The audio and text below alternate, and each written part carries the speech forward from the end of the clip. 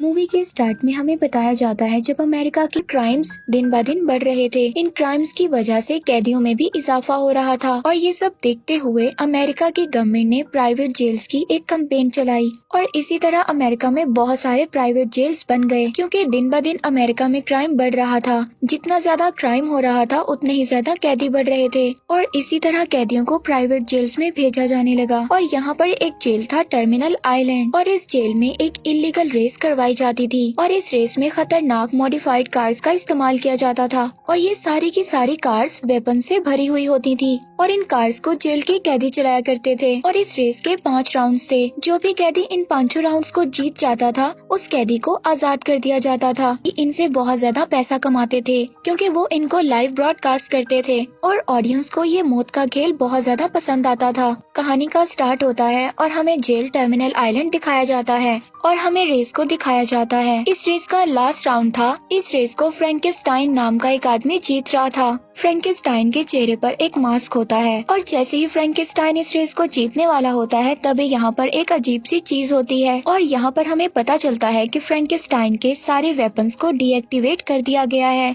और यहीं पर हम दूसरी कार में एक आदमी को देखते हैं जो कि इस रेस में दूसरे नंबर पर था। वो फ्रैंकेस्टाइन की कार को जोर से टक्कर मारता है। फ्रैंकेस्टाइन की कार में एक लड़की भी होती है जो इसकी पार्टनर होती है। इसका नाम केस होता है। फ्रैंकेस्टाइन केस से कहता है कि तुम कार से उतर जाओ और केस गाड़ी से उतर जाती है। जैसे ही केस उतरती है फ्रैंकेस्टाइन की कार ब्लास्ट हो जाती है। इसके बाद सीन शिफ्ट होता है और हमें जेल के बाहर एक जेनसन नाम के आदमी को दिखाया जाता है। जेनसन एक कंस्ट्रक्शन कंपनी में काम करता है। सब कुछ ठीक चल रहा होता है तभी यहाँ पर अचानक से पुलिस वाले आ जाते हैं क्योंकि ये कंस्ट्रक्शन का काम इलीगल था मगर फिर भी बेरोजगारी की वजह से ये काम लोगों को करना पड़ता था और यहाँ पर पुलिस आकर सब लोगों को मारने लगती है। इस कंपनी के वर्कर्स और पुलिस के दरमियान बहुत ज्यादा फाइट हो जाती है और आहिस्ता आहिस्ता सभी लोग यहाँ से भाग जाते हैं और अब जेनसन भी अपने घर आ गया था। और यहाँ पर हम देखते हैं कि जेनसन की एक हैप्पी फैमिली है जिसमें उसकी वाइफ और उसकी छोटी सी बेटी है और वक्त ऐसे ही गुजर जाता है। लेकिन जेनसन के घर एक दिन एक मास्क वाला आदमी आ जाता है और वो जेनसन की वाइफ को मारने लगता है। तभी जेनसन अपनी वाइफ को बचाने के लिए वहाँ पर आ जाता है और वो जेनसन को भी बेहोश कर देता है। थोड़ी देर बाद जब जेनसन को होश आता है तो उसकी वाइफ मर चुकी होती है। इसके बाद पुलिस वाले वहाँ पर आ जाते हैं और पुलिस वालों का ये मानना था कि जेनसन ने ही अपनी वाइफ को मारा है, इसीलिए वो जेनसन को अरेस्ट कर लेते हैं और उसको जेल में डाल देते हैं। और जेनसन को भी टर्मिनल आइलैंड जेल में लाया गया था। ऐसे ही वक्त गुजर जाता है और यहाँ पर कुछ लोग होते हैं जो जेनसन को पसंद नहीं करते। अब वो जेनसन को मारने की तैयारी कर रहे थे। जब जेनसन खाना खा रहा होता है तो उस पर आकर अचानक से अटैक कर देते हैं और फिर यहाँ पर पुलिस वाले आकर इन दोनों को अलग करते हैं और ये बात जेल की वार्डन को पता चल जाती है और वो वार्डन जेनसन को अपने कैबिन में बुलाती है। वो जेनसन को बताती है कि तुम्हें ये बात नहीं मालूम कि तुमने किन लोगों को मारा है। वो लोग बहुत ज्यादा खतरनाक हैं, वो तुम्हें कभी भी मार सकते हैं। और वार्डन इसी दौरान जेनसन की फाइल देखती है और उसको पता चलता है कि जेनसन एक बहुत ही अच्छा ड्राइवर है और इसके साथ ही वो बहुत ही काबिल रेसर है। और अब वार्डन जेनसन को उसी रेस के बारे में बताती है और कहती है कि जो भी कैदी इस रेस को जीत जाता है हम उसको आजाद कर देते हैं। और साथ ही वार्डन जेनसन को फ्रैंकेस्टाइन के बारे में भी बताती है कि उसका पूरा चेहरा जल चुका था। वो मास्क लगाकर ड्राइविंग करता था। लोगों ने आज तक उसका चेहरा नहीं देखा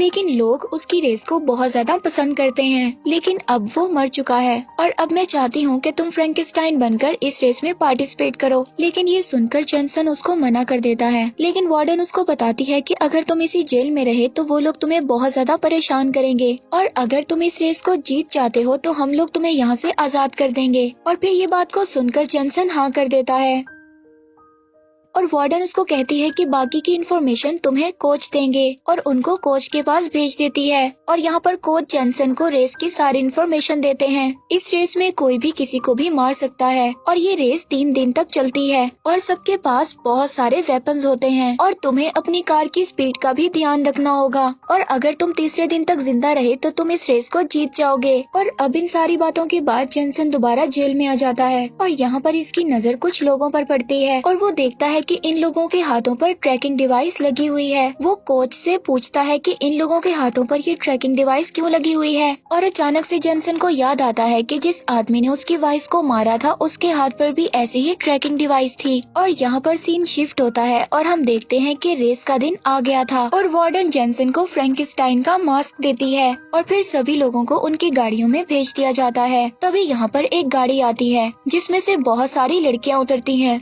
ये लड़कियाँ भी कैदी होती हैं और इनको भी रेस में पार्टिसिपेट करवाया जाता है। और यहाँ पर हम उसी लड़की केस को देखते हैं जो कि फ्रैंकेनस्टाइन की साथी थी और अब वो जेनसन की गाड़ी में बैठ जाती है। लेकिन केस जैसे ही आवाज सुनती है तो उसको पता चल जाता है कि ये फ्रैंकेनस्टाइन नहीं है और अब रेस स्टार्ट हो जाती है और रेस हर जगह पर ब्रॉडकास्ट हो रही थी और टीआरपी पहले की तरह बहुत हाई होती है और जेनसन यहाँ पर खतरनाक तरीके से कार को ड्राइव करता है तो ऑडियंस को लगता है कि ये फ्रैंकेनस्टाइन ही है और इसी तरह जेनसन की कार सबसे पहले फर्स्ट नंबर पर आ जाती है जिसे ये दूसरा कैदी देखकर उसकी कार को बहुत जोर से हिट करता है और केस उसको कहती है कि अगर तुमने अपनी कार की स्पीड इसी तरह रखी तो आगे जाकर हमें बहुत ज्यादा वेपन्स मिल सकते हैं और हमें पेट्रोल भी मिल जाएगा। और इसी दौरान हम देखते हैं कि रेस के दरमियान कुछ खतरनाक ट्रैक्स को भी बनाया गया था और अगर उन ट्रैक्स के आगे कोई भी कार आ जाए तो वो कार और ड्राइवर दोनों ही खत्म हो जाएंगे और यहीं पर दूसरा कार ड्राइवर जेनसन पर बुरी तरह से फायर करता है और इसी तरह गोलियों से बचते बचाते जेनसन अपनी कार को लेकर दोबारा फर्स्ट नंबर पर आ जाता है और यहाँ पर वो उसी आदमी को देखता है जिसने इस पर जेल में हमला किया था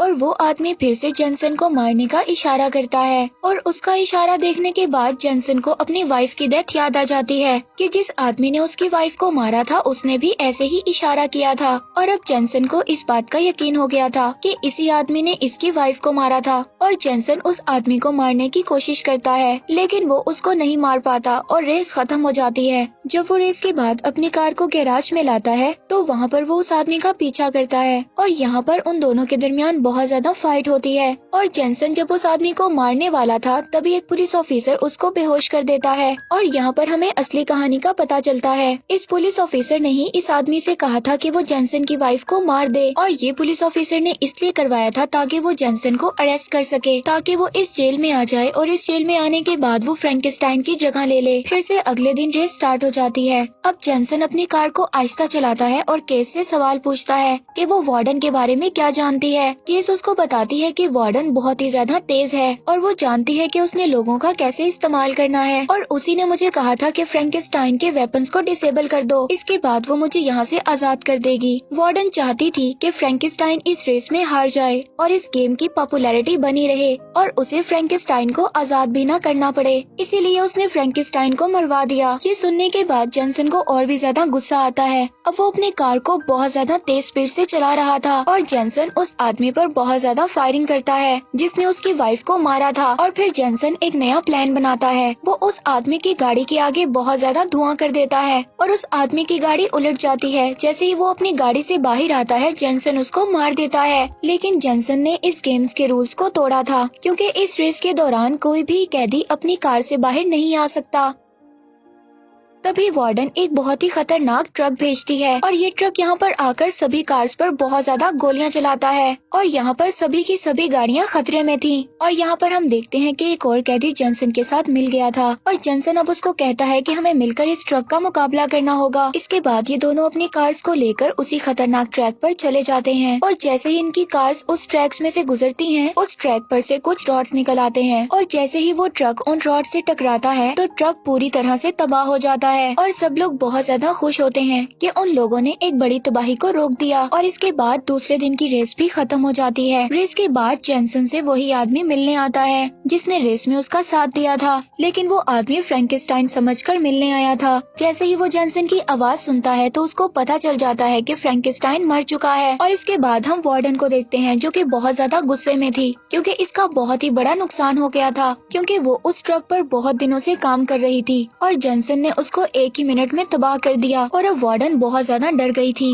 वार्डन पुलिस ऑफिसर को कहती है कि तुम्हें जल्द से जल्द जेनसन को मारना होगा। वो पुलिस ऑफिसर वार्डन की बात मानते हुए जेनसन की कार के नीचे बॉम्ब लगा देता है और अब तीसरे दिन की रेस स्टार्ट होती है और अब वार्डन जेनसन के पास आती है और उससे कहती है कि मैंने तुम्हारे पेपर्स रेडी करवा लिए हैं, अब बस तुम्हें इस रेस को जीतना है। और अब केस उसके पास आती है और वो भी वार्डन के बारे में उसको सब कुछ बता देती है कि वार्डन ने उसको वार्न किया है कि वो जेनसन को जीतने से रोकेगी। रेस स्टार्ट होती है और जेनसन अपनी कार को बहुत ज्यादा स्पीड के साथ आगे लेकर जाता है, लेकिन यहाँ पर ना ही उसको कोई पेट्रोल मिलता है और ना ही कोई वेपन्स मिलते हैं, लेकिन दूसरे कैदी को सब कुछ मिलता है और अब वो उसकी कार पर बहुत ज्यादा फायर करता है और अब दूसरा कैदी उसका पीछा करता रहता है और जेनसन अपनी कार को भगाता रहता है। तभी वो अपनी कार से एक रॉकेट लॉन्चर को छोड़ता है, लेकिन वो रॉकेट उसकी कार में लगने की बजाय वॉल पर लग जाता है और यहाँ पर हर तरफ धुआं हो जाता है। और जैसे ही धुआं खत्म होता है तो ये लोग देखते हैं कि दोनों गाड़ियाँ गायब हो चुकी थी और तभी इनको पता चलता है कि ये दोनों गाड़ियाँ जेल से बाहर जा रही हैं और अब वार्डन बहुत ज्यादा परेशान हो चुकी थी। और यहाँ पर पता चलता है कि उन दोनों ने पहले ही से प्लानिंग की हुई थी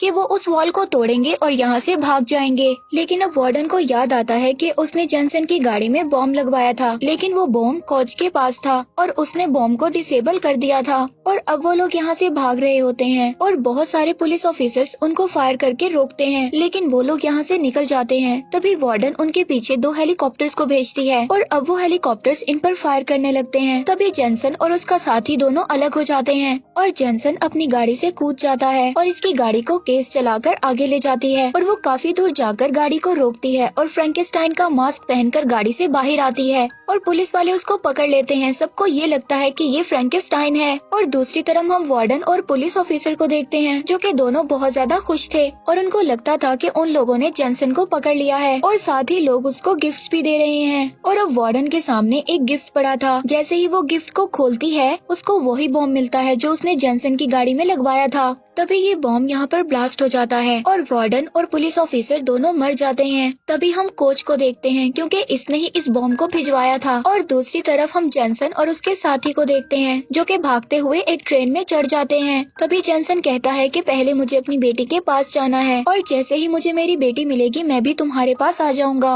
और वक्त ऐसे ही गुजर जाता है। हम एक गैराज को देखते हैं जहाँ पर जेनसन और उसका साथी दोनों काम कर रहे होते हैं और ये गैराज जेनसन और इसके साथी का है। तभी यहाँ पर एक गाड़ी आती है और इस गाड़ी में से हम केस को उतरते हुए देखते हैं क्योंकि अब केस भी जेल से आजाद हो गई थी और अब केस भी यहाँ पर आ गई थी। जेनसन उसको अपनी बेटी से मिलवाता है और ये मूवी यहीं पर एंड हो जाती है।